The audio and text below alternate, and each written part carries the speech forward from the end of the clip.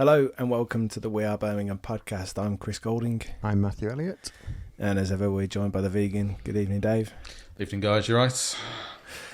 Oh, good, thanks. How have we been, lads? It's been a while, hasn't it? I can't remember how many signings we've made since we last did this. It was at least 5 signings ago. More signings than weeks. we count it in. We count how we count it in signings now. That's how we do it now.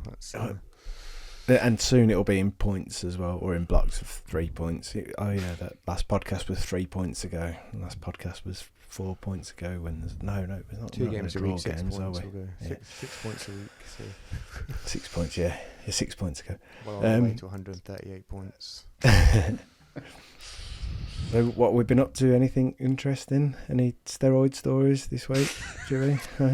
No, I got a bit of a shaft in at football on Friday after the Rangers game when I was told I turned up in my Blues top and got some jip before it even got onto the pitch. I got to get that shite off, and then they spoke about out singing us for 2 hours or whatever. So it's friendly. So you were away from home. So it's just Scotland fans were great. I'm like, oh. But you're Northern Irish. There's quite a few people actually I know went over from here to go and watch it, and then a lot of people I know from Corby, where I used to live in Northamptonshire. There was obviously a big Rangers contingent down there, so I think about 500 odd people travelled up from there to 500 odd people. 500 odd. Well, Definitely they are. Odd people. Yeah. If you've been to Corby, you'll understand. Sorry, Mum, Dad. Yeah. So I don't know what I've been up to. Just general life, I think. So not really a lot of excited things to report. We went to WorldNet, had the weekend in Doncaster, and had very little sleep for the weekend. I think there's probably about 7 hours sleep over the weekend, with football played Saturday and Sunday. And how'd it go? How did Team WAP go? We got medals, silver medals, but we got medals. Again, it was like, I think I mentioned this before, that the tournament breaks off with the bottom teams go into the bottom competition. Like a consolation trophy. Yeah, we got silver medals in that. You just got a participation trophy? Were you the WorldNet Conference League, Chris? Is that what it was? Essentially, yeah. No, the WorldNet Europa League. Yeah. Oh, so you're the Europa League, not the Conference League? No, there's Champions League, then there's Europa League. We were the Europa League. Okay. So silver medals. And then team from France, Lens, Russian club Lens, they came over. The massive double-decker coach, loads of them. So we played them in the final, and I think they'd been awake for about 72 hours at the point that we played them. So there might have been some performance-enhancing drugs going on somewhere. They're steroid friends of yours. But they let's just say throughout our game, they didn't stop singing the whole way through. The linesman had to keep telling them to get back. It was like they were incredible. It was completely mental. But then on the other side, because we only had 12 players, including me, on the Sunday, at one point I was like, I'm not standing for this. I'm going to sing Keep Right On. And me on my own, turn around to them, give it a full on Keep Right On at them. And they didn't even hear me because they were just out singing me. But I did it. Was that their version of a game-long hacker or something, just to put you guys off? No, they were just mental. They were just mental. Our lads were absolutely fucked at that point. But to be fair, we had a great weekend, so it didn't stop it. And we got medals. I didn't wear my medal today, though. I should go upstairs and get it. Gone topless and worn your medal just with your hairy chest. You've got 2 medals now. You can start wearing all your medals. I'll have you know, I've got 3 medals. 3 medals. Maybe even 4 medals. 4 medals. Yeah. Unreal. What about you anyway, Dave? I've got a medal. Been up to much? I've got a medal. No, not medals. What have you been up to? I'm not just bullshitting. I have got a medal. Say happy birthday. It says you're special too. No, I got a medal for swimming 2 miles in Lake Windermere. I forgot that you're Aquaman. Yeah. Yeah. Yeah, good. Usual thing of just hiding away, pointing cameras at musicians in arenas. That sort of stuff. Over at Utilita a bit. Nothing overly exciting, but yeah, watching lots of live music basically. And I think I can't remember the last time it was. It was the all night election count where I managed to stay up for about 27 hours, and then felt like I was dead afterwards. Don't know how that compares to your Doncaster experience. Well, I probably had a bit more sleep. I can't remember the last time I stayed up. Probably wasn't quality sleep. No, I can't remember the last time I'd stayed up for 27 hours, but it was not something I want to do again anytime soon. Some effort. Should have done a podcast right after it. Right, talking about podcasts, shall we record one? Yes, that's what we're here for, I suppose. So, what did you say? 5 signings since we last did this. 5 signings, which we'll go into a little bit. So was Alfie May the last one of the last podcast? I think so. We had two keepers and Alfie May. I think. Had Alfie May definitely signed by that point, or was about to sign? Don't know. But we definitely spoke about him. Yeah, and it felt like everyone was having a bit of a panic over the lack of signings. We had signed him because that kid had put the thing about his goals on there. Here's what you get in Birmingham. He's all sorts of goals, yeah. And to tell you what, he looks quite impressive, doesn't he, already in the pre-season friendlies, and we need someone to complement him. I think another forward up there, which I guess we'll get into shortly. But yeah, I've been really impressed with him, and he's just right place, right time. His conversion rate already looks. I know it's pre-season friendlies, but he's probably had about 5-6 shots and scored 3 goals. So his movements really impressed me as well. The goal against who did Warsaw. The goal against Warsaw at the weekend, and it was a lovely build-up play, but then the ball in, and he's just sort of appeared from nowhere and gone, thank you. Yeah, finish. If you've seen the replay from behind the goal, because I thought he side-footed it, but it actually pretty much looks like it came off his knee, but he still angled it, still angled it in. So I mean, it's just about getting your body in the right place to put it in the net, isn't it? But yeah, and I suppose if it's at that height as well, the actually reading the flight of the ball and going, right, I can get something on this to divert it goalwards as well. And I haven't seen that. I thought that he'd just side-footed it. Yeah, and when I first watched it on Saturday, I thought it was an own goal, and then they showed the replay, I don't know, did they show the replay on Blues TV, or did I see the replay? The replay from the same angle that you saw it on live looked like he'd side-footed it, but as like the opposite angle, you could see it sort of come off further up his leg.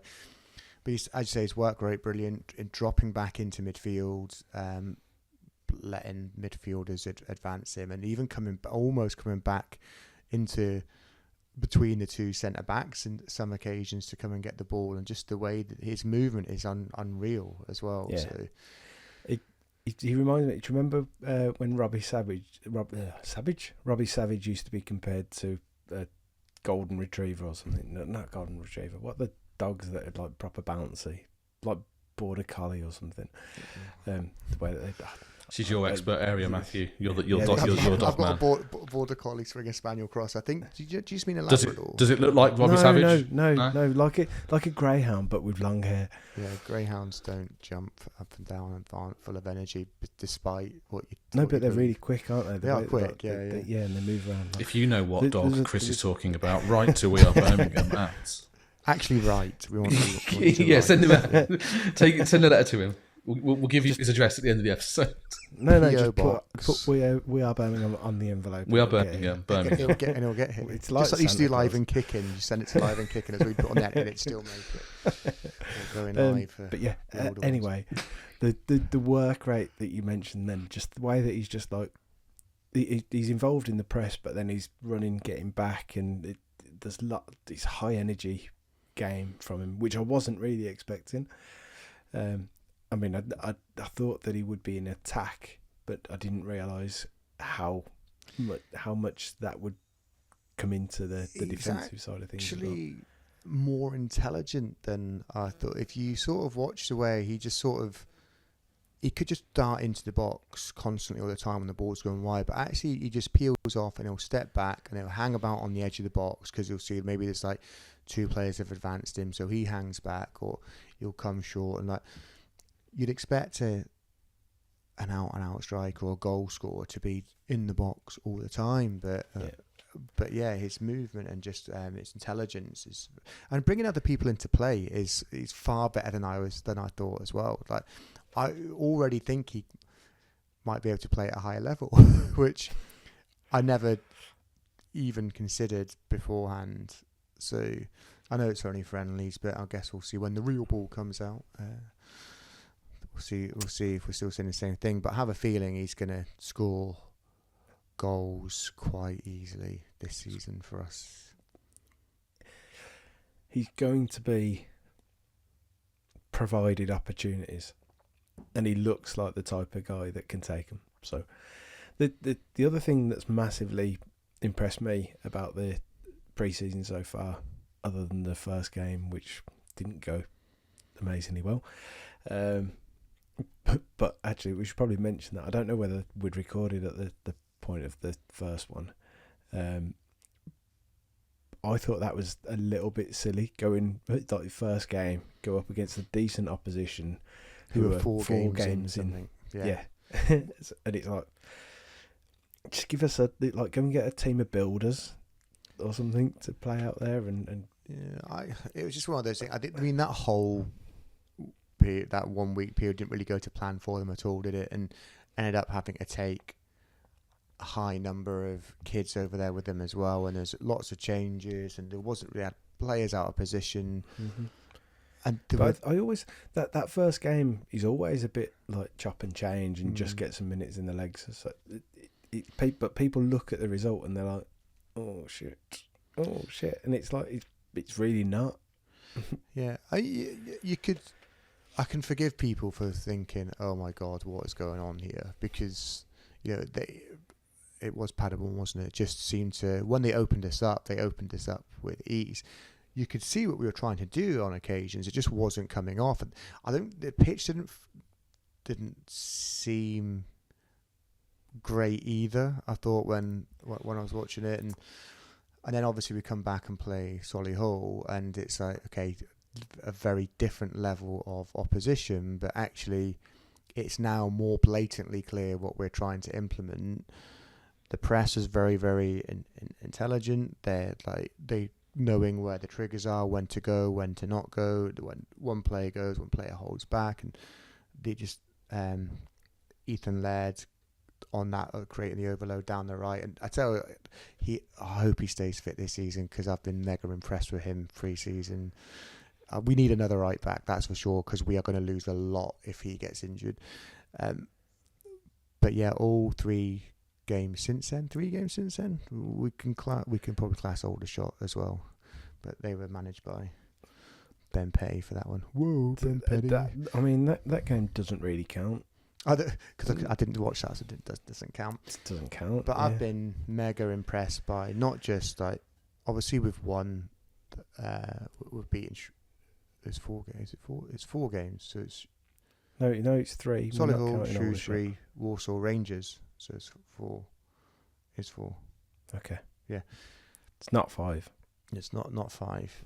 Well, 4 since Paderborn, or 6 including Aldershot, but we don't count that one. We only count pre-season games that we win. Obviously. The progress that we've made, though, is way ahead of where I expected this to be, in terms of the way we're playing, keeping the ball, the combinations we're creating, the press. Everything just seems to be coming together so quickly, which is, I think, bodes well. That Rangers game the other night was really impressive to see. Now, I'm one of these people that thinks that Rangers are probably sort of, if they were to come into the English leagues, it'd be mid to low Championship table sort of position. And I mean, I thought I think most people thought for 60 minutes we were outstanding. And yeah, until the changes started happening, which is always interrupts the flow, doesn't it? And granted, it was a weakened Rangers, so well, I mean, they were not full strength Rangers. They're not. They weren't full strength. There was a few younger players in there, not kids, but I mean, they're in a state of flux because he's trying to move out a high number of those bigger earners and players that they don't feel like they want there anymore. So, as it stands, they were maybe missing 2 or 3 players. Jack Butland, obviously one of them. But yeah, the way we dominated them in the first half, and just we were very, very impressive. Obviously, it got a bit bitty in the second half, and the substitutions sort of interrupted the flow, and Rangers got back into it a little bit. But and the fog getting in everyone's eyes. I tell you what, though, that was some picture. That was it looked quite a decent atmosphere as well. They created one hell of an atmosphere down in the way, and I thought, but it's very loud via Blues TV as well. I assume that a lot of people watch on Blues TV as well. But no, so I wasn't going to be able to go because my missus was working. Then last minute she wasn't working, but our daughter is in the process of not wanting to go to sleep. So I was here for bedtime and missed the train. I was like, well, game's starting soon. So, nope, didn't get to the game. You probably would have been queuing for about half an hour anyway, even when you get there. Yeah. And then if last season's experience was anything to go by the time I actually got there, oh no, we're not letting anyone in now. Yeah. But no, I called it a day and watched it at home.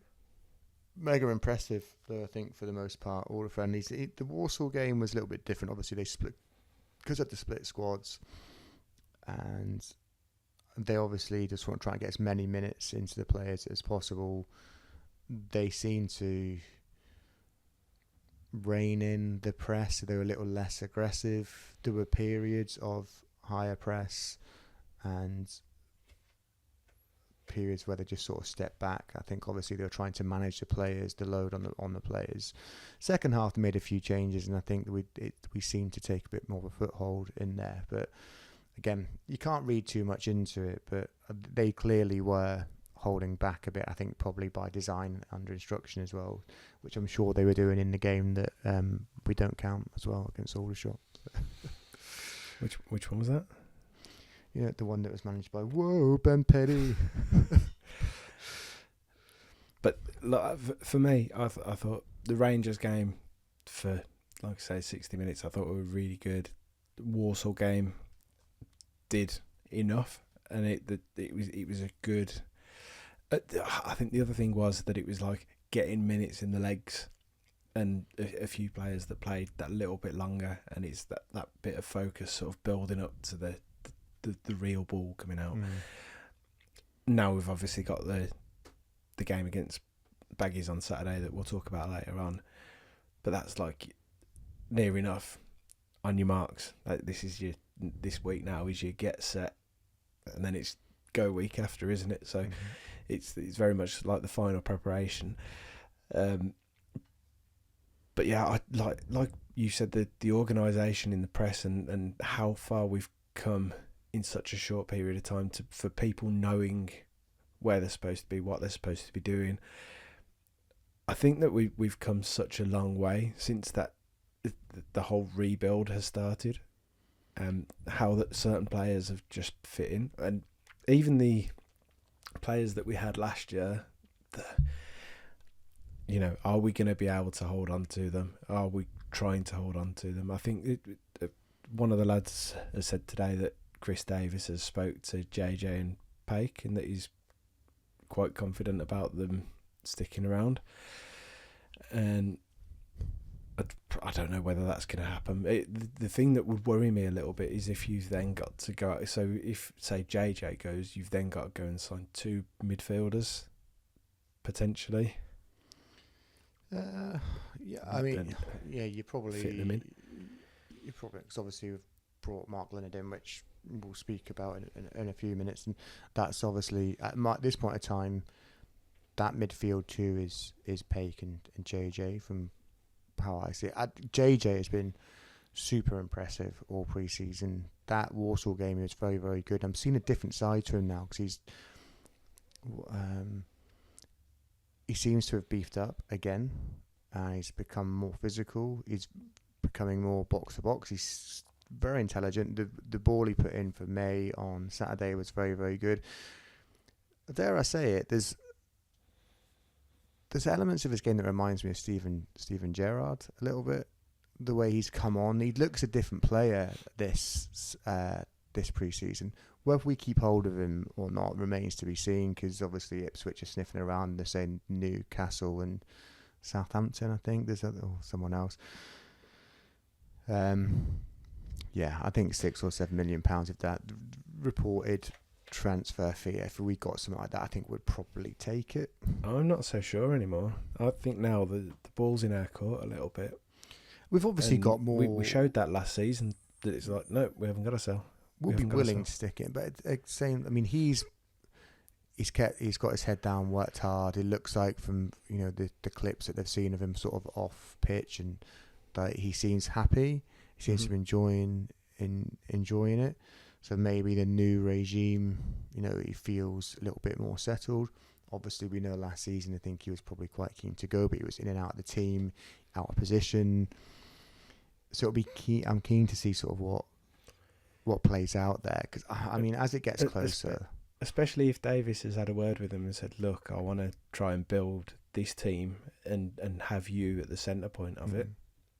That might be game changing. I mean, you wonder what the Wales hierarchy say to him as well. Like, we want you playing at a higher level. We need you playing at a higher level, or whether it's just like, actually, you know what, we're all right. If you want to go stay in League One for one season, you'll be fine. Of course, I'm not sure that Wales can be that picky. No, well, I know. I mean, he's obviously enjoying playing for Wales. He's starting to become one of their key players, isn't he, as well? So, and then you've got the money side of it, the financial side. So, moving up into the Premier League is going to come with a much larger wage. So, are we going to have to consider offering him a new contract, or giving him a new contract, just to say, thanks very much for your loyalty, for sticking around for another couple of seasons or whatever. This is what we do. We're going to give you an X amount of pay. I don't think he's on a lot of money either. When he got his last contract, it wasn't a huge pay rise, I think. So that's another thing they have to consider there as well. There's the opportunity there now, because there is money there. There is money available. If you want to keep hold of him, make the offer. You can only make the offer, can't you? But I think for me at the moment, they're looking, like you said earlier, they're looking like that's the starting two centre mids. The international thing might be a thing that plays into Paik's hands too. Yeah. Obviously JJ, as we've said, and Miyoshi as well. I think the thing with Paik is, and it'd be similar with Miyoshi, that culturally they're probably not going to be ones to kick up a fuss about stuff. That might sound a little stereotypical, but they'll just get their head down and they'll work hard and they'll get on with it. And if something happens, it happens, and there won't be a lot of hysteria surrounding it. Let the agents and whatever else deal with it and just get on with it. But they've both played extremely well again pre-season. They both look like they've bought into it as well. The partnership between JJ and Paik in the middle there has just been really, really good. Swapping around, playing that quarterback role, picking the ball up from the defence, knowing when to go, when to switch play. It's been really, really good to watch. In fact, it almost feels like I've not watching Birmingham City, because this is completely alien to me. Yeah, no, I know exactly what you mean. But yeah, I think ultimately players might leave. JJ is probably one of the main ones. We've seen rumours about Dembele now as well, haven't we? So he's another one who I'd probably still want to keep hold of, because I think in League One would be very, very useful. I think he could start. I think he's good enough to come off the bench and causing it a positive impact. Yeah, there's going to be certainly a few more coming in, and definitely one or two going out. We're yet to see the long drawn out transfers of Longelo and Bakuna to be leaving as well. So that's been going on for what feels like about a month. Yeah, the long term running. Anyway, talking about Bakuna, actually, I suppose that we should probably mention Shortgate. I don't care. I genuinely don't give a shit.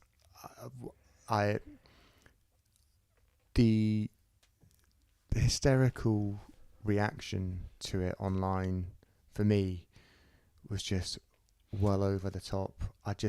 To steal something, Matthew, the over-emotional shrieking grief of twats. To steal something from Stuart Lee. I think what we can say is we all learnt what Hanlon's razor is from Algier. Yeah, obviously, yeah. He's always, we know that, always dropping bombs like that, isn't he? Yeah, never attribute to malice something that can be adequately explained by stupidity. And, yeah. But do you know what, though? So, genuinely, there could be an element of, like, he's been a bit stupid about it. But it wouldn't surprise me if it's just, he's not even giving it a thought.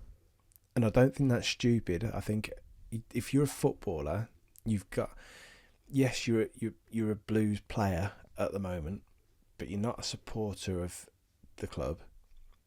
Like, pair of shorts, yeah.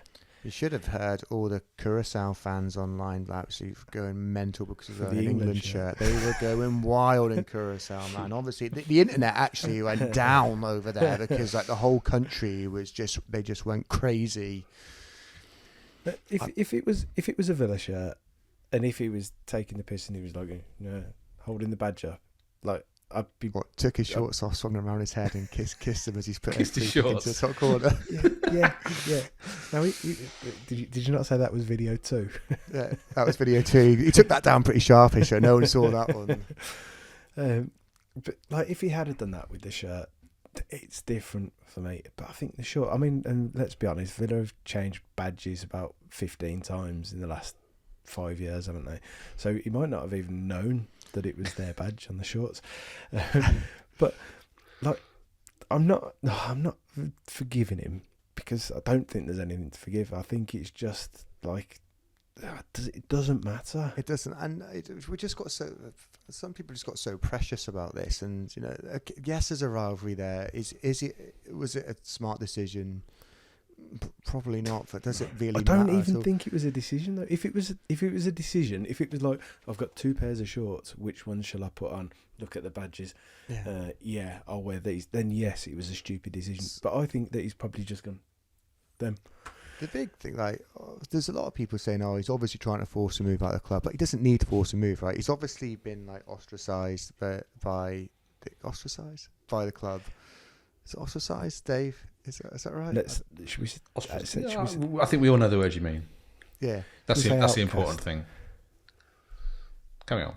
So that stops. Yeah. But he's not trying to force a move. Like, he's got a move. He's got his choice of a few clubs by the sound of it. Globally, there's a release clause as far as I'm aware. Has he got their shorts as well? He will have soon. So yeah, I mean, he's practically gone. And if he was really trying to piss fans off, or force something, he wouldn't have come out and apologised afterwards. The fact that he felt he needed to do that suggests to me that it was just, an honest mistake, we'll call it. There are players that have done much worse in the squad at the moment who are actually also playing very, very well in pre-season right now, and making it very hard for a new signing to probably get in the team. Let's just we've moved on. He's not going to be part of the squad anymore. He's going to be gone in the next few days, maybe week. Good luck to him. I really don't care. It doesn't really tarnish his time at Blues for me. As long as he wears blue shorts when he's kicking around in a few years. That's all that matters. Anyway, should we discuss some signings that have come in rather than Yes. openings and short gate? So let's discuss Alex Cochrane. A guy who, so we were talking about WorldNet earlier that we went to in Doncaster. A couple of years ago, we went there and in Nottingham and played the Hearts fans. Got chatting to a guy there called Jamie Borthwick, who's a sports reporter for STV News. So I thought, who better to give a shout to and say, Jamie, could you do us a video and tell us something about Cochrane? And he was like, yeah, happy days. So let's see what he's got to say. Hey guys, Jamie Borthwick here, currently on a scouting mission of sorts in the north of Spain. But so when I'm back home, I work the Edinburgh football beat for STV News, which means that I have watched Alex Cochrane and his development playing for Hearts for the last 3 years. So just to give you a little bit of a lowdown on the sort of player he is, he's definitely very much a natural left back, but he loves getting forward, so wing back suits him really well as well. And then something that will strike you about Alex quite quickly is how comfortable he is on the ball. Great at breaking presses, but also really happy if he's asked to invert, come in narrow. He finds space, he's really good on the ball, he picks passes. He's an intelligent player for his age and I suppose relative lack of experience. He actually even played in central midfield a few times for Hearts when he was asked to do so. Character-wise, he comes across, fairly quiet as, one of the kind of, the guys that's just going to go in there and do a job. But something that would always stick out in my mind about Alex is when it came to the big derbies, Hearts versus Hibs. If Hearts had a big moment in that, then he was not shy of getting in about and letting the opposition fans know exactly how it had just gone for them. So I'm really excited to see how he gets on at the Blues. I feel like he has so much more development to show, having come on so much and barely played any first team football when he arrived at Hearts from Brighton and Hove Albion. All the best to him. I think you'll enjoy watching him, and I'll certainly be watching on with a lot of interest from afar. Cheers. Thanks for that, Jamie. I love the fact that he called us Blues. That he knows. Yeah. He knows. Once again, comfortable on the ball. Like, main sort of takeaways from it: comfortable on the ball, fluid in the fact that he can play midfield if needed, and that to me says that he's a player that can adapt if needs be. He can move into that role if we were a bit short there. Flexibility, especially as we've got Buchanan as well, so that if needed there's that flexibility there. I love the fact that he says that he's got a bit of shithousery in him as well. Yeah, yet to see that in the friendlies, but I guess they're just friendlies. He did crack into, I think it was Solihull when he came on. He absolutely pulverised one of the Solihull winger or forwards pretty early on when he came on. Yeah, I mean, from what I've seen in the pre-season friendlies, he obviously hasn't played in as advanced as he probably has been doing at Hearts. Obviously, we're playing them a lot more lopsided with Laird, as we've already spoken about. So he's sort of been more reserved. But you have seen, his ball retention is very good. He is making. I think he got down the wing a little bit more against Warsaw. I think that was that game was a little bit different, but I like what I'm seeing from him so far. Seems to be linking up with other players already pretty well as well. Do you know what he reminds me of? Go on. In his looks, being the left back with this ability to get forward. He's what Simon Marsh should have been. Yes, that's so weird, man. His handful of games he looked amazing in those first 2 or 3 games, and then he got injured and we never saw him again for back injury, I think, wasn't it? Yeah, that did him.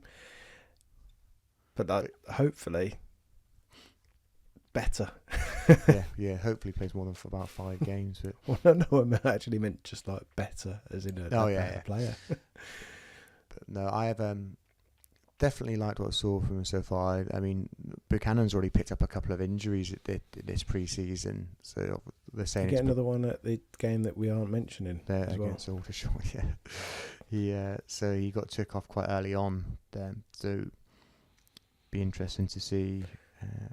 Hopefully, I think they just said it's more precaution, but I think pretty much Cochrane looks locked in to start anyway, based on the last few games, and deserves it, I think, as well. He's really settled in quickly. I mean, they all have. So, yeah, it'd be nice to see if we start trying to use him more down the left wing at some point, to see if there's going to be, because at the moment all the friendlies have it's been very much focused on Laird and Miyoshi on that right side.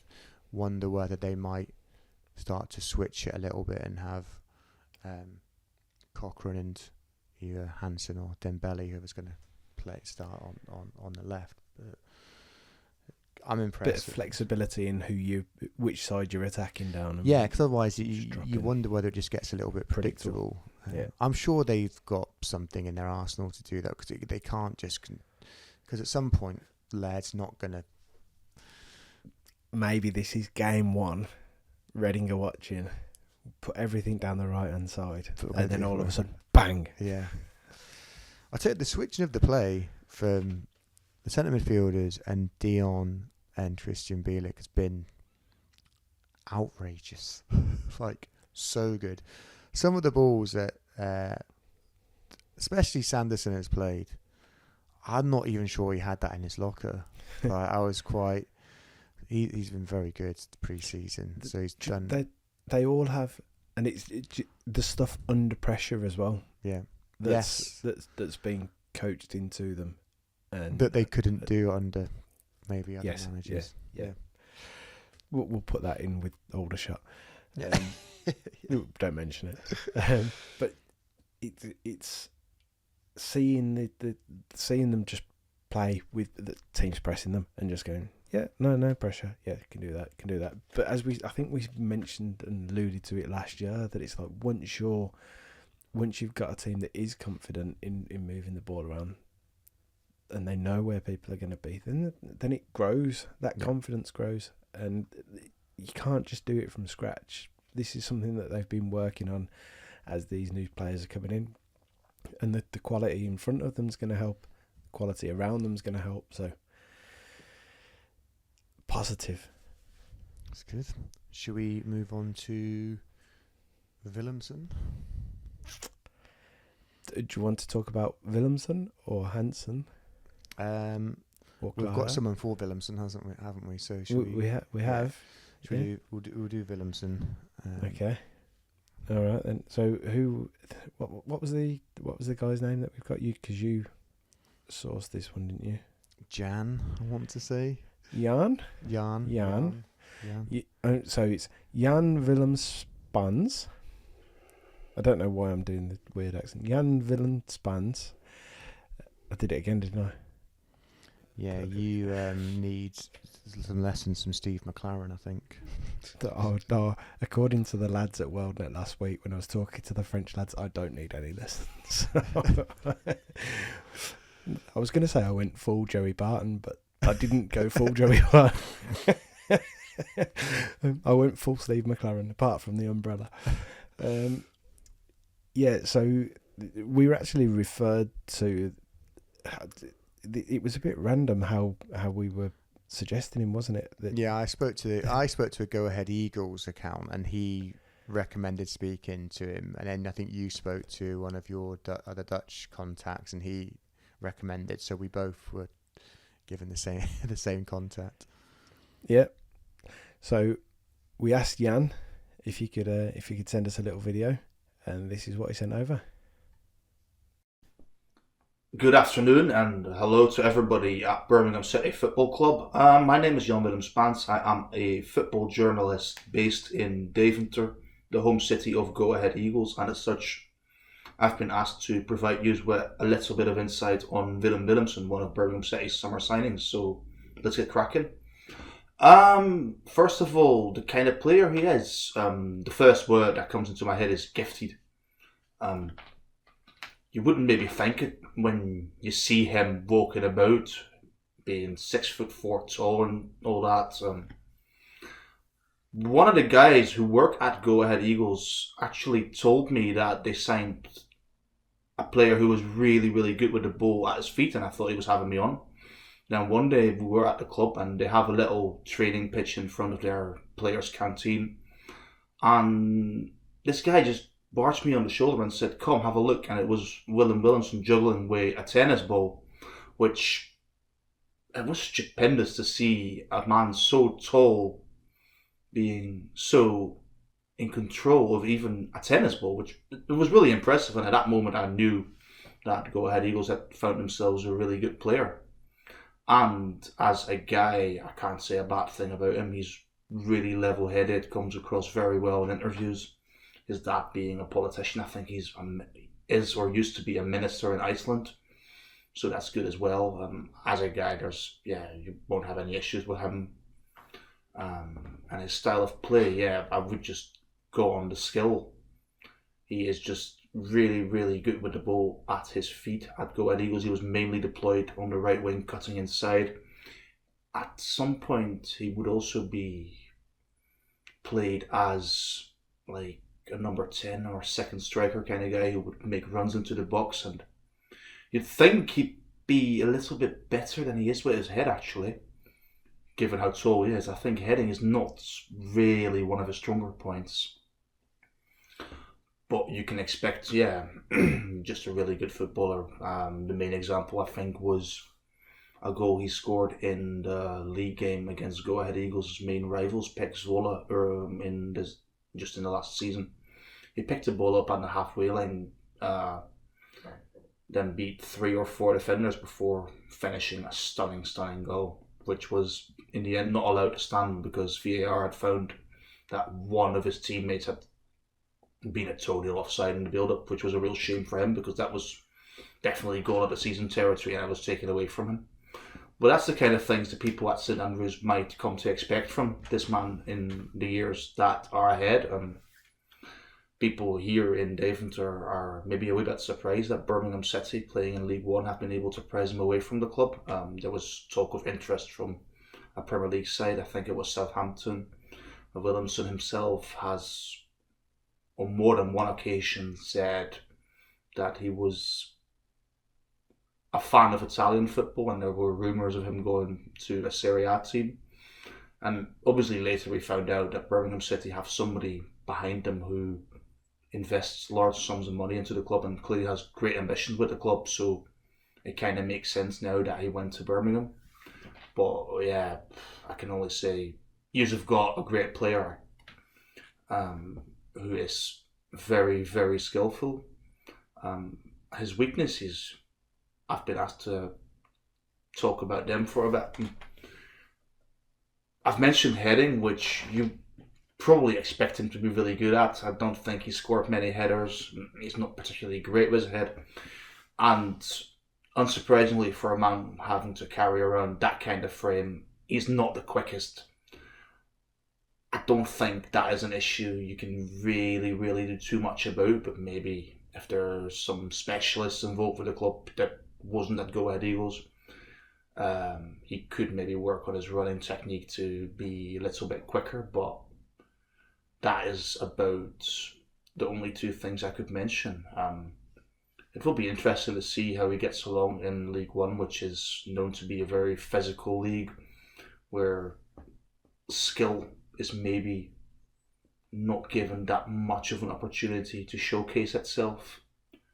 But I wouldn't worry about his fitness. In the season that just ended, he hardly ever missed a game. He missed the last few due to one injury, and he missed a couple through a suspension with a silly tackle, but I wouldn't worry too much about that either. That was a one-off, I think. I don't think I've ever seen him commit anything nasty. So all in all, I think you can be really happy with the man you've got in, and I can only wish him and Birmingham City all the best of luck for the season ahead. Thank you so much. Thank you for that, Jan. Our second Scottish person on the podcast tonight, I think. Was it? Scottish person, Dutch name. We could sing a song about that. I don't know. I mean, I'm used to tall guys that can't head the ball. And do you know what? I think, was it in the Rangers game? Was there a cross that he headed wide in the Rangers game? Yeah. Sort of saw that. Maybe moments of it. But, I mean, the fact that he's like, thought he would have been going much higher than Birmingham City. Obviously, hasn't heard about the project, has he? It's when this first started to leak out, and we found out it was him. My reaction was, if people think we're going to sign Willemsen, they need their fucking heads testing, because we're not. And lo and behold, like an hour later, like, oh yeah, we are actually. Looks like we're going to sign him.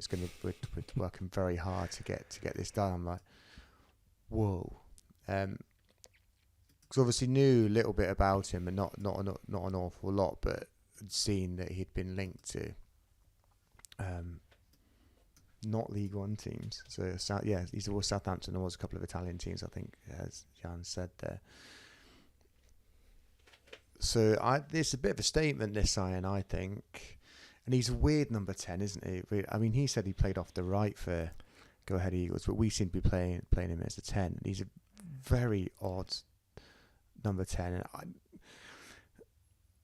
I'm excited by him, because I think once we get him, because he's obviously you can see he's very intelligent. I've not been mega impressed with what I've seen so far, but I think he needs to get up to speed. And the physicality, was touched on there, he's really struggling. Or he looks like he's struggled against kids at Rangers and Warsaw Saturday. But I mean, it's early days. He's got to get up to speed, and he's still settling in. But you can see he's intelligent, and he's got very, very good touch. And he's made some runs that haven't been spotted by teammates as well. Certainly on Saturday, there's a few.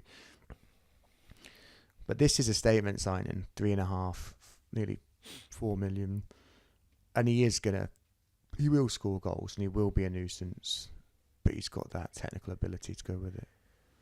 I think that this is people looking at Hansen and seeing how quickly and obviously we'll come on to that as well, but how quickly he's like hit the ground running straight away. He's like, fucking hell, what a great signing. Like, he looks great, he fits in well, he's taking the ball forward for us. He's like, how have we signed him?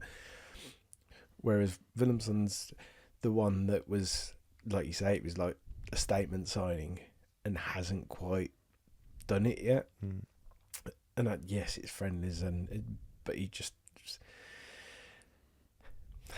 looked a bit awkward. Maybe there's definite, there's, as I say, you can see that he's got the ability. He doesn't. He gets into good positions. He's finding pockets of space. His passing's been a little bit off. He's so easily outmuscled on Saturday, and that was a worry for me. And again, it was Rangers as well. There's a few times you just like, you're 6'3.5", 6'4". You've got to be stronger, and you're going to have to be stronger to play in League One. This is always a problem with players that come from the Dutch league as well. This has happened for years. It is a concern, but at the same time, I think eventually, once he does acclimatise, they've obviously put the hard yards in when they were doing this scouting and looking at his metrics and stuff like that, to know that this is someone that they, it's not just for this season. He's for next season and the season beyond. So he will come good, but I understand why. And I know there was a little bit of people voicing their opinions on Saturday. Did you say he will come good? He will come good, yeah. He will come good. I can understand people being a little bit stressed out by it, but again, it's just friendlies, and these are the ideal games for him to try and get up to speed with it. And you know, we'll see how. Whether or not he's a definite 10, I don't know. But there was occasions when Alfie May dropped into midfield and he pushed on. I thought, okay, this works. And then obviously gives you more of a focal point up front if we need to do that. Mm-hmm. Is he as physical? Even though he's not very good in the air. Well, but he's still that presence, isn't Yeah, he? So yeah. and also you give him it on his chest, and it'd be fine. Well, the other thing is as well that you take a big defender away. Absolutely. From, say, Alfie May. Yeah. So, like you say, the focal point there. I'm still excited to see what we're going to get from him. And I think it's a bit like, when you get a Christmas present and you can see the box and you're like, I know what that is. Yeah. And you're excited for the day that you get to open it, Christmas Day, obviously, because it's a Christmas present. Yeah. But you're excited for, I'm going to get to open that Christmas Day. It's like that anticipation of we know that we've got a player, and it's just waiting for the spark almost that gets him going. I feel a bit sorry for. I don't think it's very fair to judge foreign players when they've been in the country for a week. No. And they've had a few days training, then they're into games. If this had happened, if this signing would have happened a month ago, he'd be much more prepared, I think. So it might take a few weeks for things to get going. Hopefully, Reading game, bang. Get up to speed with the physicality. Know from training as well with the rest of his teammates that he's going to have to be a little bit stronger. And once he's got used to that, I think he'll be flying. He's obviously very, very talented. You can see it, like the way he touches the ball and the runs he makes, and he's clearly very intelligent and comfortable on the ball. But there is a bit of awkwardness about it, and he's not looking as strong as he should do. But I think he'll be absolutely fine. He's going to cause problems throughout the league. We might see him get moved around because he likes playing deeper as well. So he likes playing sometimes playing as an 8, 10. He can play off the right as well, as Jan just said there. So, and I think when he was in Iceland, he played in Iceland. He scored quite a few goals there, and that seemed to be coming off the right quite a lot. So, we can use him in multiple positions. That flexibility, fluidity, as we've already spoken about, is going to be really important. And he seems to be another player that can do that sort of thing. Yeah, I think that he's quite an exciting signing. Just you want that potential to play out, and not to wait too long for it. Two more that we've got to talk about. Talked about him briefly. Then Hansen, I think he's hit the ground running. He's someone who has come in straight away. He's just like player. Yeah, there's a few. But he certainly seems to be the one touch. He seems to be very willing, and he's got used to that straight away. I was a little bit concerned about because when we looked at his statistics on Football Reference or FP Ref, you looked at how little he was pressing when he was at Heracles. It is Heracles, isn't it? He was at before. Mm-hmm. And I was a little bit concerned. I thought, actually, this is the people moan about Dembele. Well, what's Hansen going to be like? And actually, he seems fine. Obviously, a great threat coming in onto his right foot. Again, a little bit like Dembele in that respect. He looks like he can go on the outside, but he prefers not to do that very, very often. But his physicality is something that might bother me a little bit down the line as well. So there was a couple of times in some of the friendlies where you feel like he should have done better. But again, another one that's really exciting. If you look at his statistics as well in terms of his goals and assists over the last few seasons, really impressive. Like stupid amounts of goals and assists in whatever the area Division 2 is. Their version of the Championship anyway. Yeah. And you obviously got 11 or 12 goal contributions in the top division as well for them. So, yeah, another exciting signing. Adds pace, creativity, goals, or should add all of those three. So, yeah, keen to see because he obviously went to the game that won't be mentioned, which was a surprise actually. But maybe Davis wanted to see Dembele a little bit closer up for a longer period of time, which is it's fair enough. And actually, they both bring their own. They're both going to be dangerous players for opposition to keep an eye on anyway. But another one that's just quite exciting. I would like to see different qualities, haven't they? Yeah, slightly different, but there's some elements of their game that's quite similar. But yeah, they obviously, I think the delivery, Hansen doesn't hold on for the ball as much. He's at ease playing that one touch triangles, pass and move. Dembele's more of a dribbler, isn't he? And kind of he'll take a few touches before he passes it off. And I think it was one of the listeners to the podcast. I think it was Badger said that. I actually quite liked his comment. He was like, Dembele's the boy in school who knows that he's good on the ball, doesn't like to pass it. Yeah, tries to almost do too much sometimes.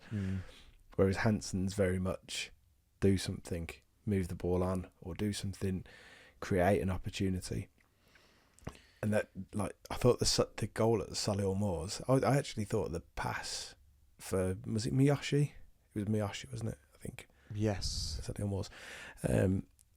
That pass I actually thought was deflected at first. And they didn't. I was confused because I was like, shoot, and he did. Then he obviously passed it, and it was a very good finish by Miyoshi as well. But I thought the pass was deflected because it looked like it was going one way. The way that he sort of put his leg, it looked like it was going one way, and then it hit the defender and it gone off.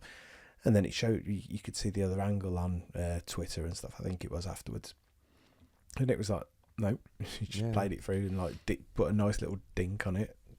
Lovely ball. Yeah, some of his one is sort of shoulders and chest onto players as well. I think they did a couple of those in the Rangers game. I think it was a sort of a 1-2 off his chest, off his shoulder with Alfie May. That was really, really impressive. He seems to have he's built up some relationships, some good combos with teammates as well. And then we'll come on to Leonard, Mark Leonard, shortly. Yeah, what's someone to come on for that one? Yeah. Last other one to talk about, Christophe Clara. Yeah, I did try to find someone to come on and talk about him, but it was very, very difficult to find anyone to talk about him. So I work for a German company. I should have actually thought about that, shouldn't I? Really? Do you know anyone who watches? Obviously, I haven't seen an awful lot of him. No. Apparently, the defence on Saturday in the game that shall not be named was very shaky, from what I understand. And didn't happen. They all struggled in the back four. Big unit, physicality. I mean, you make the assumption based on what you've seen of him that he can play a bit. He's going to be good in the air. He's going to be able to win a lot of battles physically. It's one I'm definitely not worried about from a physical point of view. Shouldn't be. His main battle at the moment is going to be ousting Dion Sanderson from the team, which if you'd asked me that 3 weeks ago and if I knew we were signing Clara, I would have... That thought would never even enter my head. I might have even considered Sanderson not even being here at that point.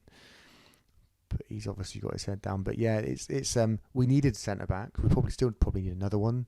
Whether or not we go out and splash cash, or whether we go for more of a developmental left-sided project potentially.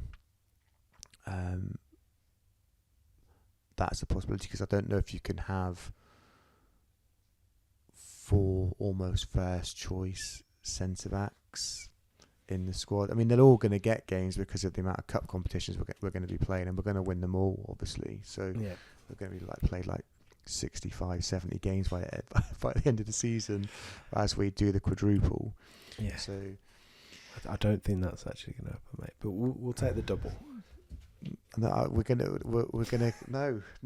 We'll take Chris, the double. stop it. No, we'll take the double. Let's not get greedy. Okay. Right. There's always next season, I suppose. Well, there's not, is there? Because we won't be able to do the No, we could do the treble. We could do the treble whatever. next season. Yeah. That's realistic. Yeah, go on. Yeah, I say I don't know an awful lot about him. Obviously played here previously with Southampton. Yeah. He looks good. The club's announcement video for him, I thought, was absolutely brilliant. Dumb and Dumber. Yeah, I was. It did make me chuckle. G'day, mate. It did make me chuckle because his face, it was like, I know he's obviously not an actor, like, but he just looks like. You know, I say he looks like an actor. He has a vibe of Drago from Rocky about him, doesn't he, as well? He has a face like a boxer and. Could you imagine being the guy who had to explain that to him as well? So what we're gonna do for your video is you've got to hope you think he's probably had seen it. Do you reckon? Yeah, I'm not sure. You think so? I don't know if. Sure. You probably. I'm sure. At least I'm not sure Dumb and Dumber would like translate very well. I don't know. It might have been released when it would have been long before he was playing at Southampton, wouldn't it? I don't know. I don't know. He may or may not. Let's get him on the podcast and I just to ask him. Did you know what Dumb and Dumber was before you did this signing announcement? But yeah, I say I don't know a lot about him. It's a shame we couldn't get someone on. But based on what Ben 1994, Dumb and Dumber. 1994. Yes, he wasn't. He probably wasn't even born then, was he? So I think so. No, he was born in 2000. So there you go. I'm gonna say probably never seen it. He was just a twinkle in his daddy's nutsack at that point. So he, I don't know much about him, but based on what I've read and the stats that Ben Blues Breakdown put out, I think we've probably got a decent player there. And he's going to be needed. The physicality, the amount of we've signed. He's another player that's played a lot of games over the past few seasons as well. Hasn't been injured very much, so that's obviously been an important part of the MO of the club when signing players this summer to get more robust, physically fit players with less of a injury history. Which if we go back to the Erdhausen signing that didn't happen, that we were gutted about, that there was obviously something there medically related that's made the Blues sort of step back. And he's actually out injured with the back problem, isn't he, now as well? I noticed the other day. Is that why he wasn't in the a couple of days ago? Yeah, because some people were saying, oh, he's on the move, and actually turns out he's got a back injury or something. So maybe Blues did the right thing there, despite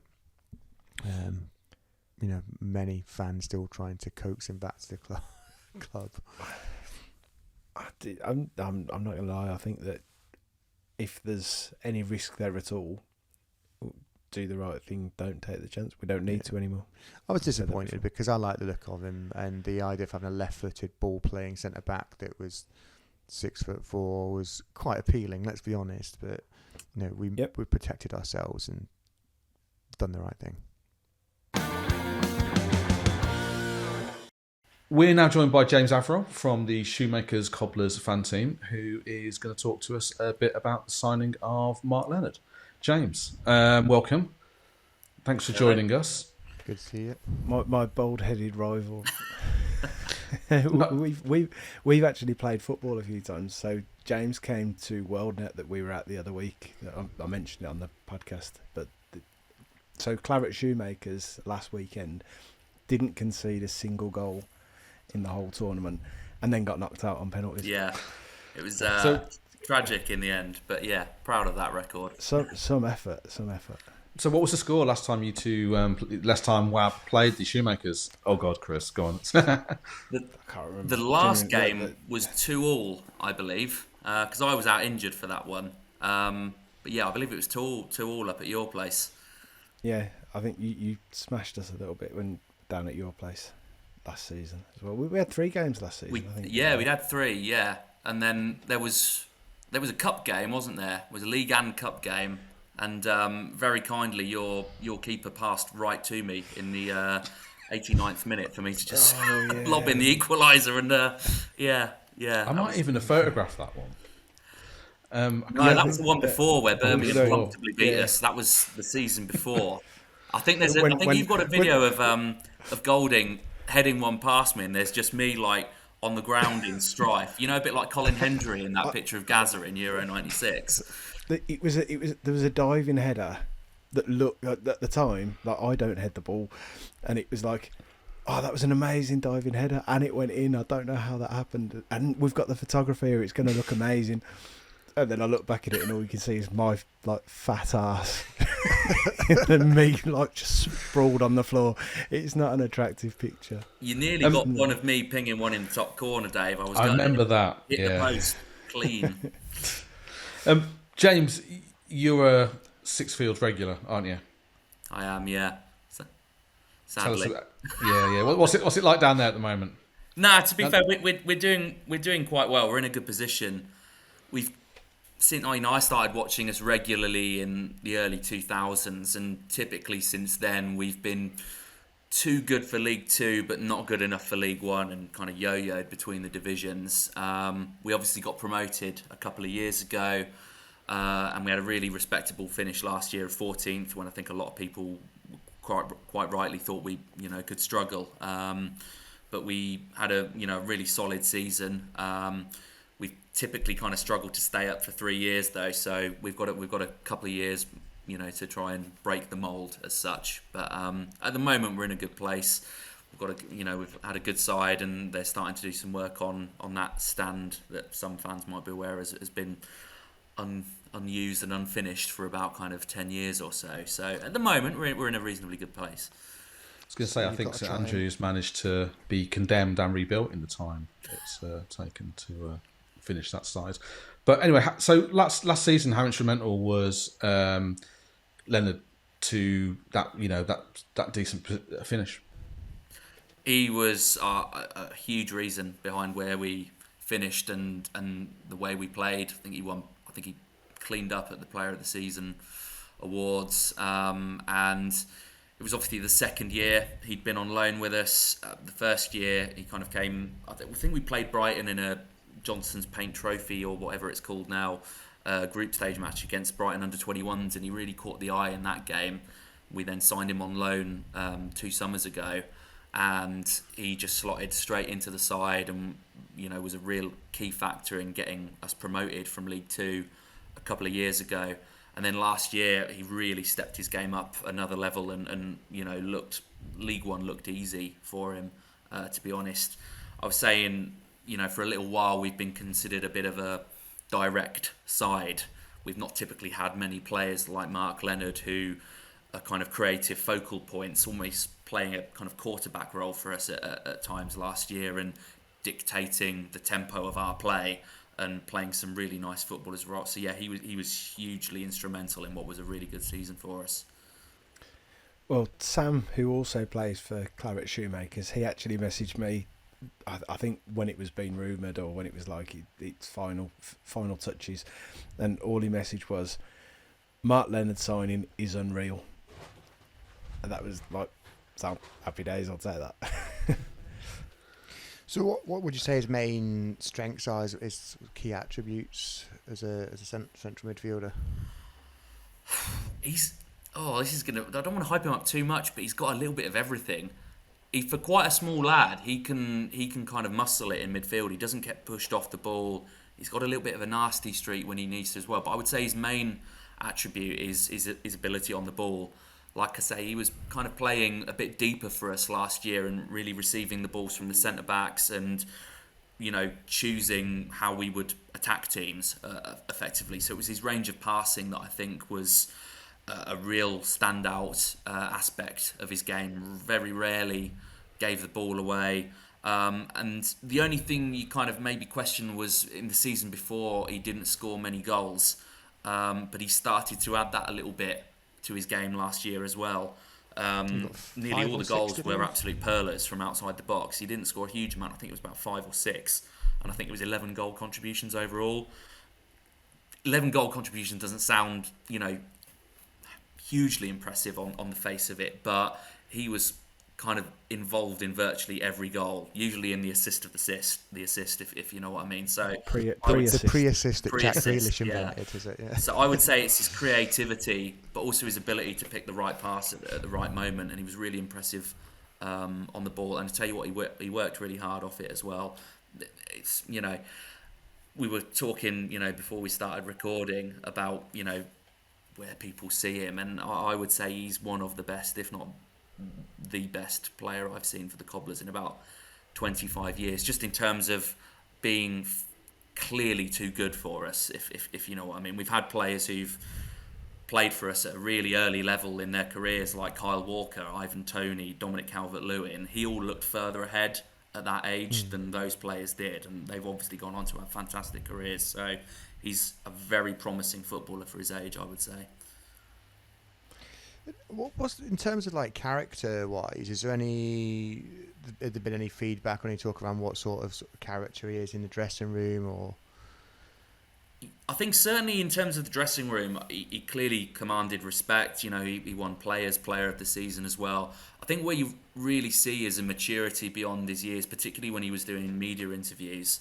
Handled the questions. He almost had that kind of Jude Bellingham style, kind of not arrogance, but just being totally relaxed in that situation. You know, I've been a sports reporter in the past, and interviewing football players at times can be quite difficult. It can be like getting blood out of a stone sometimes, to be frank. But Leonard just seemed to take it all in his stride. You know, wisecracking, talking about winning the Ballon d'Or, things like that.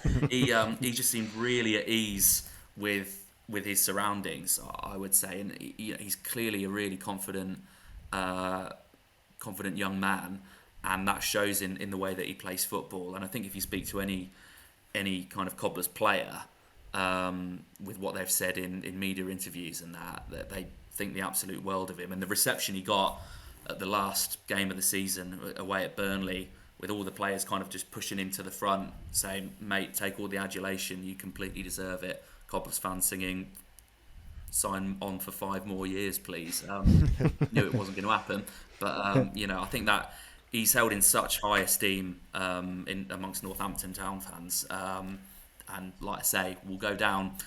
Like I say, I'm early 30s. I think he's probably up there as one of the best players I've seen for us. so he'll get a good reception in the 2 games this season. Then you think from? I was just going to say, do you think the fans will welcome him back? Yeah, absolutely. I'll be honest, I was not expecting him to see him at Sixfields this year. I kind of assumed he would go to a championship side club, and that's no disrespect to you guys, because obviously you're a very big fish in League One, and he's clearly kind of seeing you as it's that overused word, I guess, as being a footballing project, but that's probably how he's viewing it. You know, he's going to be able to progress project on this podcast. Yeah, we've just got to let you know it's actually the project. Is it the project? Yeah. And it's whispered as well. You have to whisper it. You have to whisper it. Sorry, I should have done my research before coming on. But I think he probably sees you as a kind of a club where he can progress at the football leagues naturally at the same time. So no, I don't think any Cobblers fan was expecting to see him back at Sixfields this year, but he will absolutely get a great reception. I've got no doubts about that. I know that we have beaten. We have beaten off championship teams. We have beaten championship teams to his signature. Craig Gardner beat a lot of people off to get a signature. But it's like, for us, that's obviously a sign of where we're going, and where we're aiming to go in. That we're going for players that could be in the championship, but we're sort of beating teams to those signatures. But it's really interesting to hear from someone that watched him last season to know that, like, he wouldn't look out of place in the championship. He's sort of got that step up in him, but he's happy to slum it in League One, shall we say, for another season to join us and progress with the project. It's not really a question, is it? Sorry. Well, it's a nice ending. It was a nice ending. Nothing really. We can cut it. Happy ending. All I'd kind of say to add to that is that, you know, with all due respect to our players, you know, he's obviously got a level that he can work with in terms of players making runs, etc. And that you have signed some seriously impressive players for League One. Is it Alfie May? Have you signed? I've seen. So you've signed some really good players for League One. So he's going to have even better players to work with this year, and that means he's only going to raise his game. I would say. Like I say, I really don't think, and I can't speak as an authority on Championship football, having never seen my side play there ever. But he certainly looked like, League One was really comfortable for him. So I've got no doubt he could kind of make that next step up. And I've got no doubt he'll probably do it with you guys at some point, either this year or in a couple of years. The one thing that might be a sort of stumbling block for him is that it might be a bit of a different challenge, in that we're going to have teams that are happy to soak up pressure and basically shut up shop from minute one. And we're going to have to break teams down, whereas I suppose for Northampton it might have been a bit more competitive in games where teams were happy to attack you and coming at you, where it'll be different then. So see a different side of his game and a different challenge for him, I suppose. Yeah, all I would say is that we kind of had not too many instances of that when we're down in League Two, but obviously we're a bigger club in League Two, and we were going for promotion that year, so we did kind of come up against that challenge a couple of years ago and really excelled and helped us break down teams that were sitting back. So obviously it's going to be a much higher standard, but he has got that in his locker, so to speak, in terms of being able to sit back and dictate the play and take time and kind of evaluate. Right, now's the time we go and try and break the defensive lines. So it's going to be a different challenge for sure, but he's definitely got that within his locker, I would say. Yeah. Am I right in thinking that he never missed a game for you as well? Did he play pretty much every, or certainly in the second season he played every game? I think, he played nearly every game in League Two as well. League Two, I think he missed a few, not many. I reckon he probably played early 40s out of 46 games. I think last year, I think he might have played every minute of every game almost. Yeah, an insane record, and obviously that's another plus point. A player who's not injury prone, as any Northampton fan will tell you. We've had 2 years where we've had absolute injury nightmares, and he's probably been the one constant player we've had throughout those 2 years, not to pick up a long-term injury or something like that. So he's been a huge part in us being able to kick on and progress, even though we've had a really bad injury crisis for 2 years in a row. So yeah, I can't speak highly enough of him, if you can't tell. The availability being one of the best types of ability is really important, I think, because we've had struggles with injuries ourselves, and there's one of the big factors of all the signings with this summer have been these guys have played a lot of games and had very few games out injured. So it's good to hear that, good to know that. Brilliant. I suppose the one other thing that I might want to ask you, from his time with you, what's your favourite moment or standout moment of him at Northampton? Is there one or nothing that stands out? There's plenty of moments that stand out, but I mean, I think there was one game, I think it was away, it was in the first season when he was on loan in League Two, and I think we were away at Crewe, and there was that realisation that that realisation that you don't get too often when you're watching a player, where you're thinking, I think this guy's going to be one of my favourite ever players, and you don't get that feeling very often watching a footballer, do you? You're talking to us. We've all seen Jude Bellingham come through as a 16-year-old, so I think any Blues fan that you ask will appreciate exactly what you're saying, in that you see someone and you're just like, wow, like we'd heard about him for years before, and then you see him and it's just incredible. So I know exactly what you mean, that moment where it's like a realisation that, God, this guy's a player.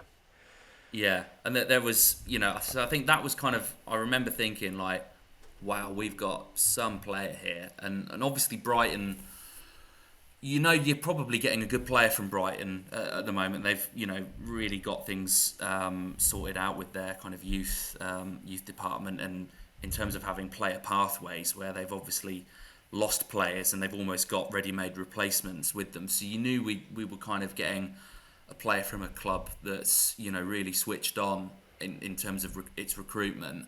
So the fact that we were kind of able to come back as well, I think we have to give a lot of credit to our manager John Brady, who has been really good in terms of developing players in his time with them.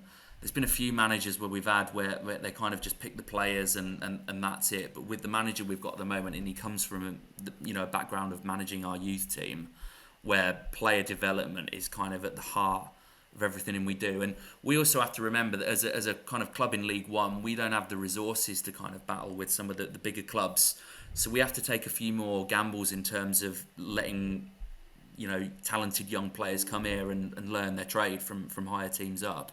And we've had a couple over the last 2 seasons. One was Leonard, and another was Kieran Bowie on loan from Fulham.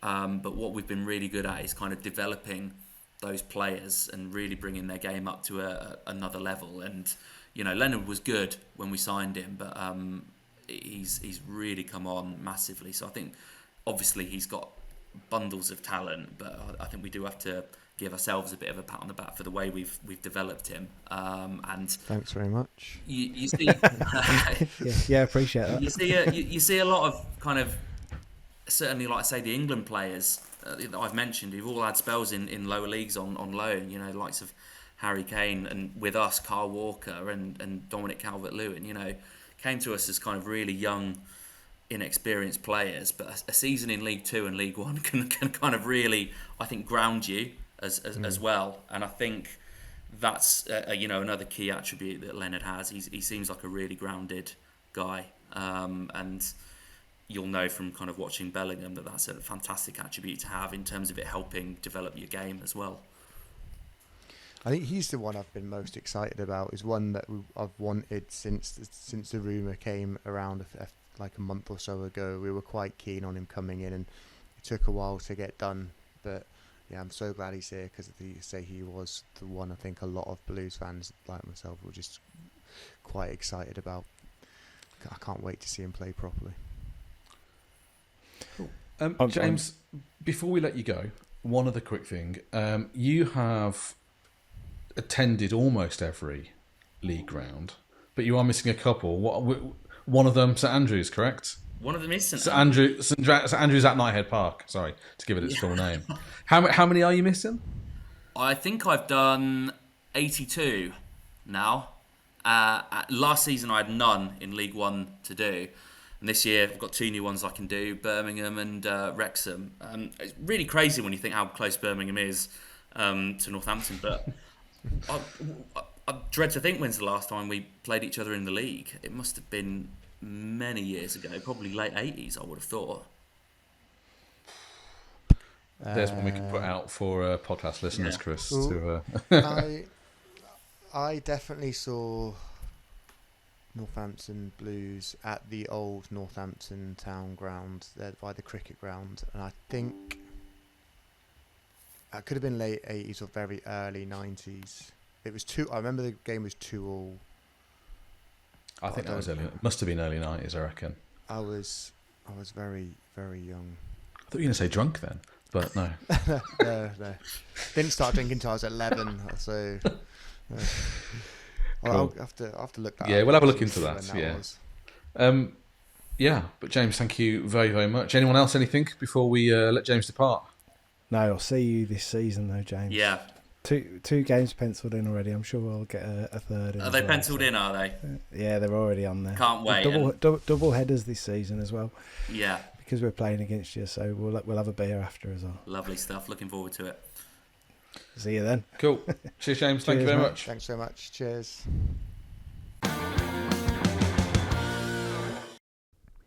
So up to date with all the signings.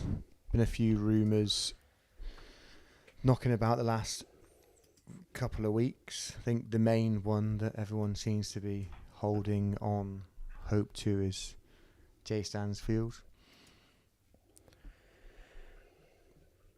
Is it going to happen? I don't think so. I think it's 50-50. I think it's 50-50. I think the club would like to do it. I think The player, Jay's probably open to it. I think he's keen. Fulham, I don't know where they stand with him. I think that my feeling is that they'd do a deal, but it needs to be the right deal for them. They're not going to do a loan because that doesn't benefit them in the way that they want it to. And If he goes Like, on why loan, he would has you- to go loan in the Championship or higher. yeah. But I think it's 50-50. I think it's if we can do a deal that meets their valuation, or if their valuation can come down. But I reckon I don't reckon it's like completely out of the realms of possibility. I think it's going to just be very, very difficult to do. I don't think Blues want to be paying 6, 7, 8 million for anybody, despite the fact we've got that spending power. I don't think Blues want to be doing that. So I think that we might do that. If I JJ goes, No, I don't think we're going to pull it out of our arse and just pay it up. I think we might do that, but I think that the number that they have in mind might be higher, and I think that might be where the stumbling block comes in. It wouldn't surprise me if, based on what he did last season with us in a team that didn't create many chances, they want 10 million for him. Exactly that. We aren't going to pay that, despite the fact we've got the money. I think that the difficulty comes in there that there's ways and means for financial fair play and stuff down here, or whatever they call it now, PNS, things like that. CMP. There you go. South China Morning But Post. financial shit. Yeah.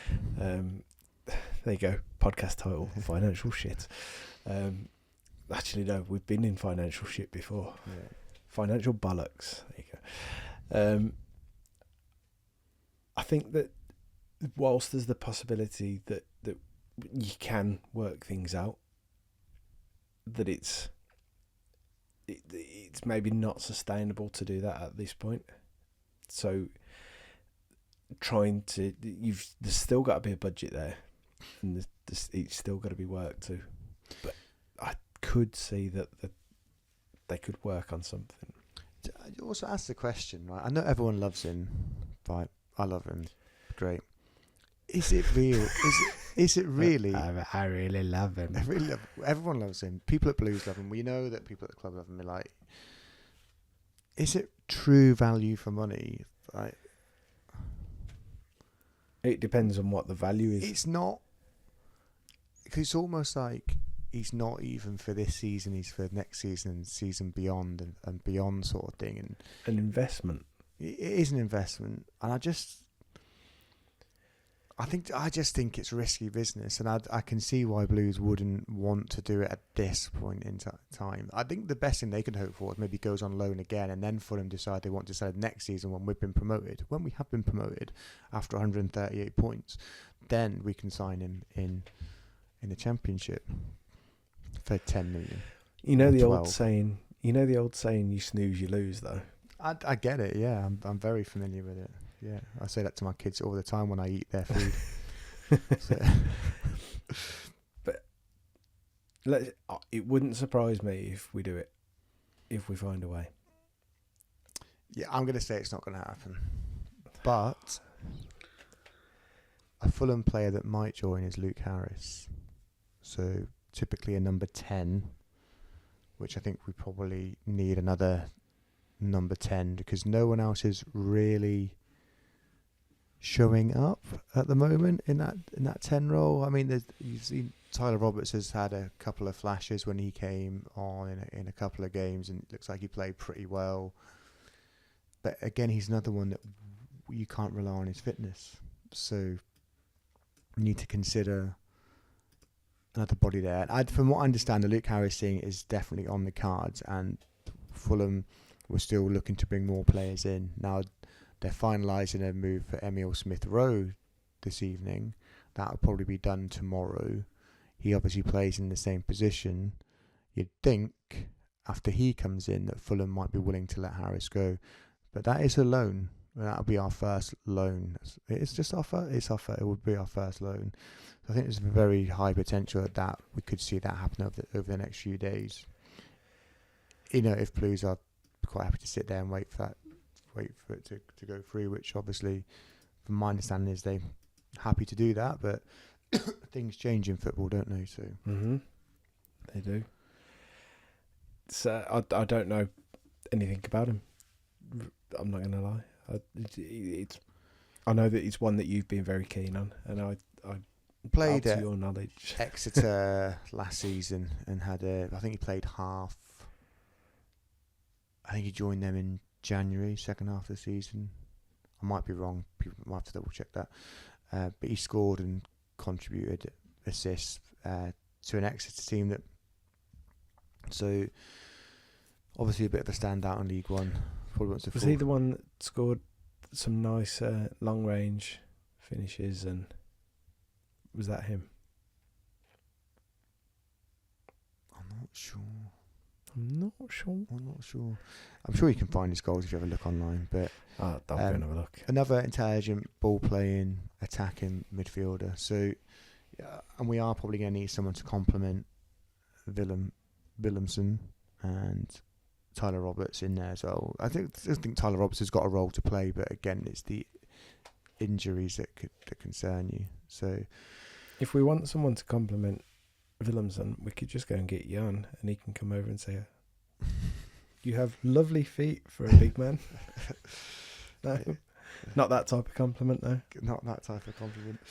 And then Louis Barry is the other one that's been knocking around. I've been told not happening. Yeah, I don't think it's not happening. I don't see why we would. To be honest, unless he's bringing pairs of shorts for players to train in, I don't know why I would sign him. so obviously, I think that was it. There's been murmurs about Scott Twine again, but I just think that's again probably a little bit too rich for us. There's not a lot of money outside of the Premier League and the parachute teams. We could probably afford Twine, but I don't think he wants to drop down to League One. So my gut feel is he'll end up going on loan again, probably to Bristol City. And I think with the lender thing, you want players that want to be here, that are invested in it. Yeah. So don't waste your time on people that. No. Then we spoke about outgoings Dembele. So there's talk that John Eustace is interested in, which you can understand. Yeah, I'm going to be honest. I wouldn't let him go. I would keep him, because if we let him go, we're probably going to need to bring someone else in, because we've got Anderson and Donovan who can play on the wings. Donovan's still somewhat of a question mark. Obviously talented, but whether or not he's going to be capable of playing as many games as we might need him to is another question. There's talk of him being watched as well, wasn't there? Apparently so, yeah. So, and I think you could probably command a pretty decent fee for him as well. So, I don't think he's itching to go anywhere. To be honest, I think he knows that actually being relegated has probably done him more of a favour, to be fair, in terms of game time development. And then Kesh Anderson can obviously play both wings, intelligent footballer, but again suffers with injuries, and you just don't know how many games you're going to get out of him. So it might even be that we need another wide player anyway. I don't know. So I think that was it. I don't think I'd sell Dembele anyways. Was my answer to that. I don't know about you guys, but for me, he at the very worst, he's going to be someone you can bring on for 20-25 minutes at the end of games. This is where the question marks are for me on Dembele. If he's not starting and he's not being a key part of the team, where does his attitude go? does it go right? I'm going to work out like some of the friendlies. He's looked fantastic. He's looked really interested. He's worked Looks hard like as he well. wants to fight for it. Yeah. If he gets 20 games into the season and he's not playing, does he then turn around and go, oh, I'm not involved? And that for me, like that's the question mark. See, for me, I don't want players like that around. For me, he'll play, at the very least, he'll play the League Cup games and the Bristol Street Motors games. And the way we press, we're going to use our full allocation of substitutes every game. Mm-hmm. So there's going to be a lot of players on those benches that are going to on the bench that come on fairly regularly. He'll see game time. He might not start as many games as he wants to, but he will be playing. And you know what? If he comes on and he scores and assists, he's going to make it very hard for Chris Davies to potentially leave him out of the team as well. But that's the same with anyone. That's the if, though. That's the if. Like, if he's not playing, can he show the mentality to say, I want to give you no choice but to get me in that side? And that, for me, he hasn't shown that at Blues yet. I don't think we've seen early days, he probably did. And Chris Davies was quite complimentary. So early days, he was in the team. It wasn't a case of fight. Oh, right, okay, I got you. Yes, but I think Chris Davies was quite complimentary about him. He said he's worked quite hard in training. He did what we asked him to do on the pitch. So, that's a start.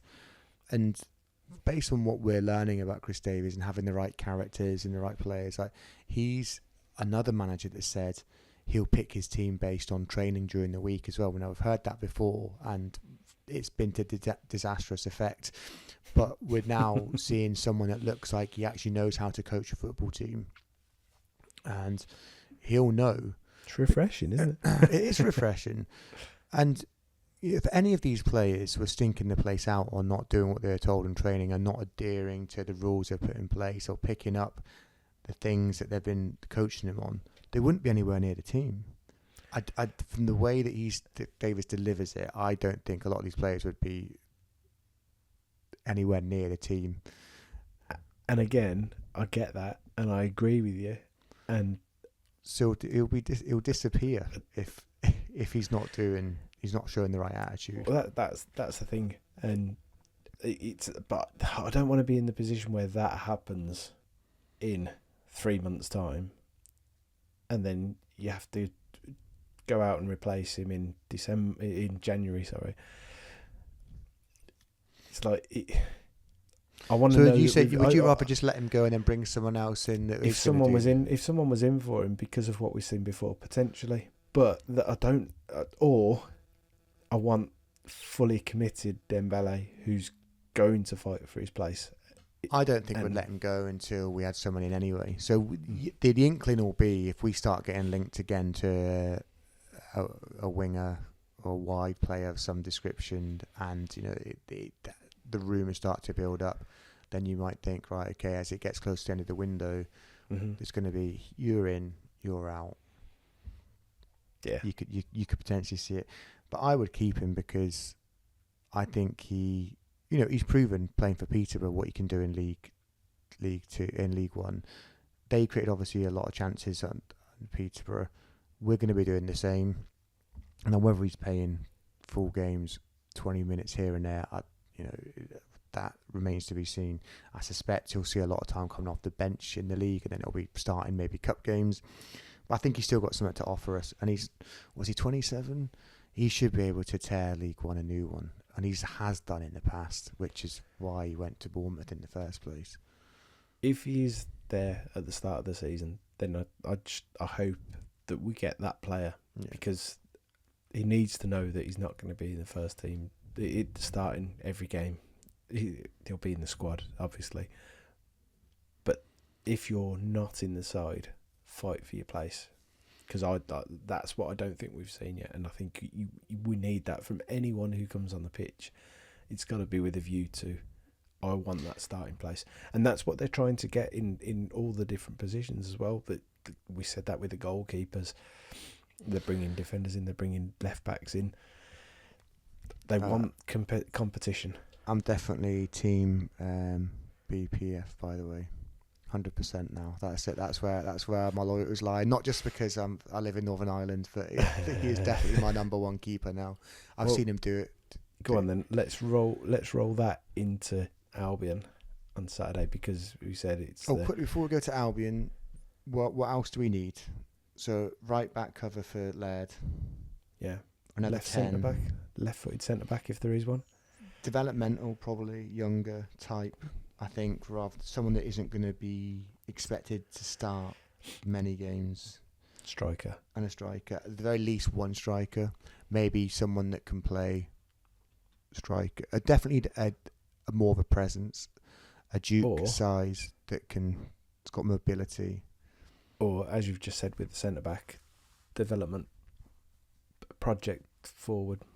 Yeah, there's talk that there's that Sinclair Armstrong, wasn't there? That I don't know if that was actually true, but that sort of build someone that can put themselves about a bit for the project. Exactly, because we need a bit more of a presence up there as well. Because Duke can't do the press, although he's played pretty well pre-season, but he's not going to play multiple games in a season.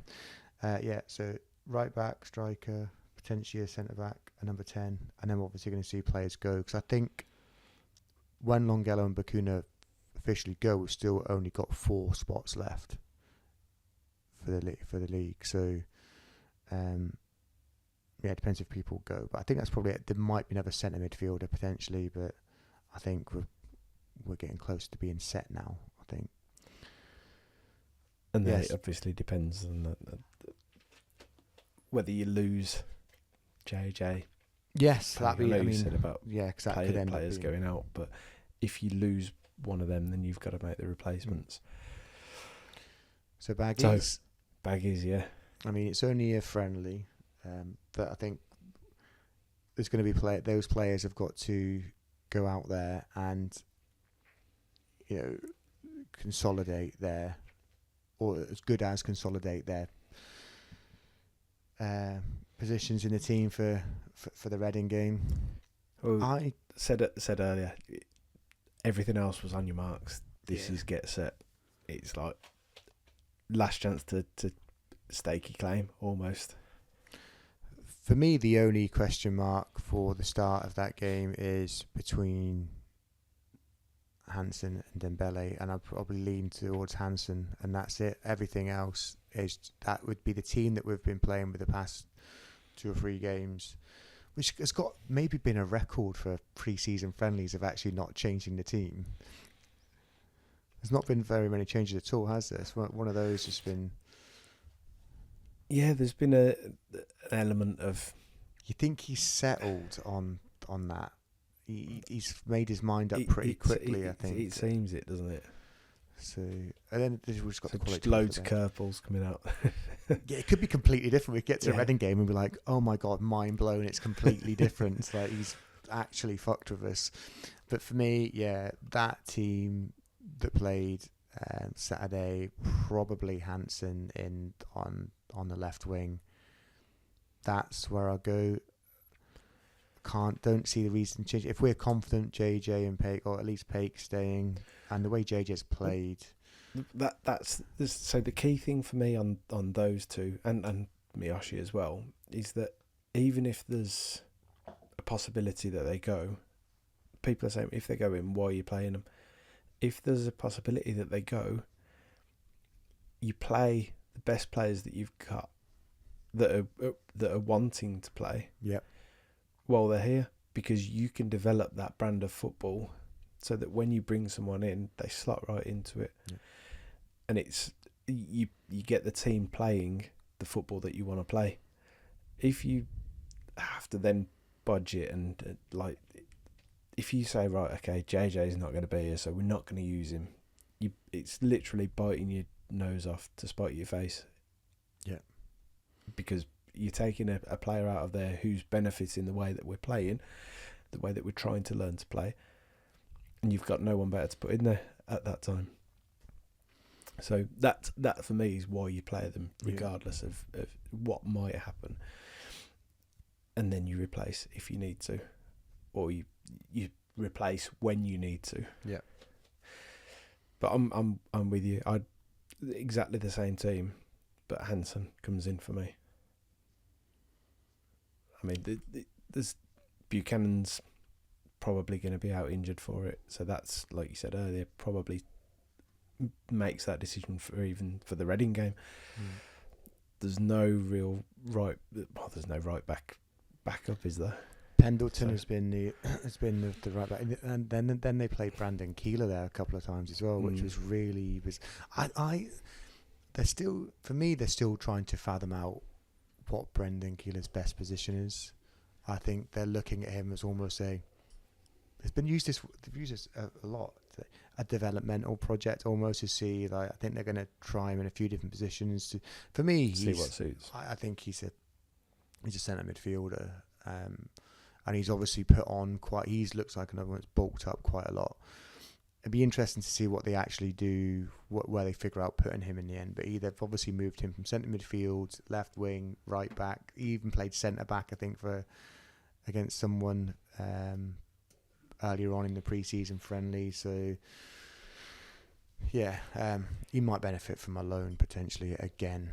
But I think they need to figure out where they want him to play before they start doing that. But I like him; he's a good player. No, I think they might hold on to it if, like, rather than loan them out and the chance that they get limited game time. Normally, I'd be all over that, but when you've got the competitions that we've got, a long season, along with the extra cup and all the cup games, I think it makes sense to hold on to the players that they like. There's obviously going to be a few that will go out on loan. Dixon. That for me would be the next stage down of players, though. Yeah. Not the ones that are you thinking of on the verge. Yeah, no, I agree. So we're pretty much in agreement on the Baggies lineup then, that we'd go. Yeah, I think so, and that'd be, unless anything major happens before Reading. That's my chosen lineup for Reading as well. as well, I think. So yeah, it's nice to have, nice to be confident in that. In your squad, isn't it? And then still have all that quality to come off the bench as well. I think the one that might be Leonard. That might change between Baggies and Reading. I think it depends on what if there's any moves out potentially. Yeah. Can you guys remember how you felt coming into last season compared to pre-season compared to now, in terms of confidence around the squad? Because there's a lot of positivity around who signed, how we hope they're going to perform. And I can't even remember what I did last week, let alone 12 months ago. I was relatively impressed with the transfer visits we did last summer. I was quite excited that, we brought in players that are technically better. There was a case of optimism then, but this is a different level, despite being in League One, because we've signed players now that we should really be signing in the Championship. But we couldn't, and that was like, if you remember back, everyone was saying best transfer window that we've ever had that I can remember. There were definitely comments like that. I can't remember how I felt. I was positive about it. I know I was positive. I was 100% positive. I was really excited about the players we'd signed. I was buzzing. I think when you think about that first game as well, I think going into that, everyone was like, that was a great first day, wasn't it? And it was. And it all went to shit. Yeah. After about 10 games or something. Yeah. Well, I'm really looking forward to Baggies on Saturday. So you going? I'm going to go to it. Yeah, I can get there. I think I should be able to watch it. I'm going to try and watch it. I've watched pretty much. I have watched all of them, apart from the one that we couldn't watch. Don't know what you're on. I haven't got the one the one that shan't be mentioned. But I'm very excited about coming over in a couple of weeks for the Reading game. Oh, I thought you were going to lead with what we're. Well, this is where I'm letting you lead because you've done some. I don't want to say it. I don't want to say it. Okay. Are we ready for? Why don't you say it together? Birmingham. Say it together. You've just talked. We are Birmingham. We are ready. I'm ready. I can't wait. As we've touched on in previous podcasts, we're going to be doing sort of, I don't know what is it? It's not a meet and greet, is it? It's because that just sounds really fucking. You sound proper up yourself. Yeah, that's what I mean. I'm trying to figure out. We're going for beers. We're going for beers, the and we game. want to meet people that listen to the podcast. Yeah, right. So we want to meet them. No, if you want to come and have a beer with us, we're going to post it on socials. Yeah. Where we are. Yeah. And come and have a beer. Come and have a beer with us. And or don't. Yeah, or don't. Or stand at the opposite side of the room looking at us going, Is that them? Is that the lads from We Are Birmingham? Yeah. Is that Golding? He looks yeah. bolder in real life. I don't think that's possible.